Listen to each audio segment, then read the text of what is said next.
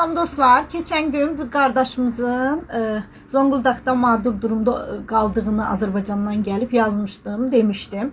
Sağ olsun dostlarımız, həmən duyarlı dostlarımız demiyorlar ki, yüzlərlə insan mənə döndü və hələ də yazırlar. Biz də kəndi aramızda zaten kiçik bir dəstəklə qardaşımıza dəstək olduq o gün. Amma sonra Qaradənizdən olan Türk millətinin gözəl evlatları qardaşımıza orada bir iş də verib. Yəni sorun çözüldü, yazan, maraqlanan hər kəsə öncə təşəkkür edirəm. Ne yaxşı ki varsınız, sizin kimi düzeyarlı insanlar var. Sadəcə bir məsələyə münasibət bildirmək istəyirəm. Baxdım ki, bir xanım yaşını başına almış, 35 il öncə Türkiyəyə gəlmiş, Türkiyədə İstanbulda yaşamış, sonra Ayvalıqda yazlıq alıb oraya getmiş.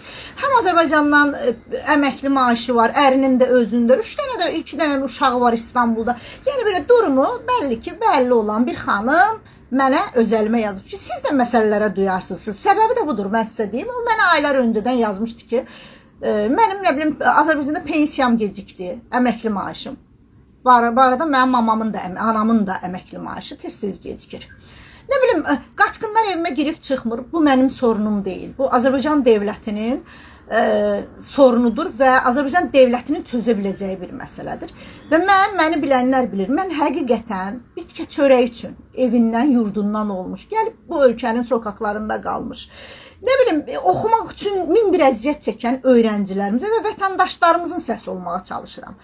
Və bu xanım kimi özü əziyyət çəkmək istəməyən, uşaqlarına əziyyət vermək istəməyən, para xərcləyib vəkil tutmaq istəməyən, öz problemini özü çözmək istəməyib, məni uşağı olaraq görən, nökəri olaraq görənlərə duyarsızam, bəli. Qətiyyən duyarlı deyiləm. Və həmin xanıma da buradan deyirəm. Özünün dediyinə görə 70'in üzərində yaşım var. 70-80 yaşında insanlarsınız. Hələ də gözünüzü o 20-19 yaşında uşaqlara etdiyimiz yardımlara tikib, onları kənara qoyub sizin olmayan sorunlarınızla ilgilənməyimizi istəyirsə, yanılırsınız hanımefendi. Çox böyük yanılırsınız. Bəli, mən duyarsızam. Sizin kimi yüzlərlə insan var, yazır, oxuyuram, geri dönmürəm. Çünki o sorunu çözmək mənim işim deyil. Evladınız var, zəhmət çəksin. gov.azdan qeydiyyatdan keçin ya da asan xidmətdən qeydiyyatdan keçin. Vəkil tutun, orada evinizə qaçqın mı girib, köçkün mü girib, gedin məhkəmə qərarına çıxardın. Bu iş mənim işim deyil. Və mən sizdən ötürü əziyyət çəkməyi də yemin etməmişəm. Mənim səsi olacağım insanlar həqiqətən ehtiyacı olan insanlardır.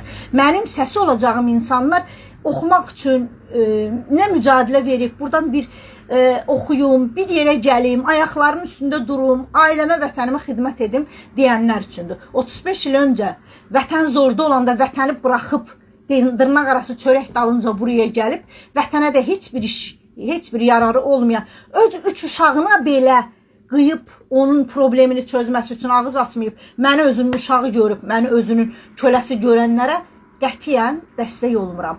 Bir daha deyirəm, asan xidmətdən qeydiyyat keçin, vəkil tutun, sorununuzu çözsün. Sizin sorununuzu çözmək mənim işim deyil.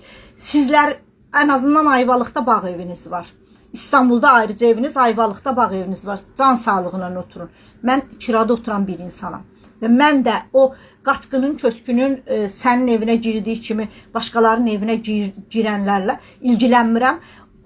Vətəni alınıb, yerində torpaqları əskisi kimi özünə qaytarılıb və evi tikilib, bütün haqları özünə qaytarılan hər kəs sənin o, nə bilim, 3 dənə spiska karıbqara qalmayıb. Mənə də yenə deyirəm, mənə yazmayın bunu və duyarsızam əzizim. Mən sizin kimi sorumsuz, sizin kimi sadəcə hər şeyi mənə yapsınlar, millətin uşaqlarına yox, xalqa yox, ancaq mən deyənlərə qarşı sorumsuzam. İmkanım olsa sizlərin hamısını yer üzündən də silərəm. Bu qədər altını çizdim. Get məndən nifrət elə, istədiyin qədər. Sil atda məni. Amma mən sizin qədər duyarsız insanlardan nifrət edirəm. Bunda bir kənara yazın. Ayıbdır. Tutun bu dünyanı bərk-bərk. Ancaq biz. O dünyaya kəfənin cibi yoxdur. Bir quruş götürməyəcəksiniz. Bari heç olmasa bir o ehtiyacı olanlara dəstək vermirsiniz. Dəstək verənlərə köstək olmayın. Ayıbdır.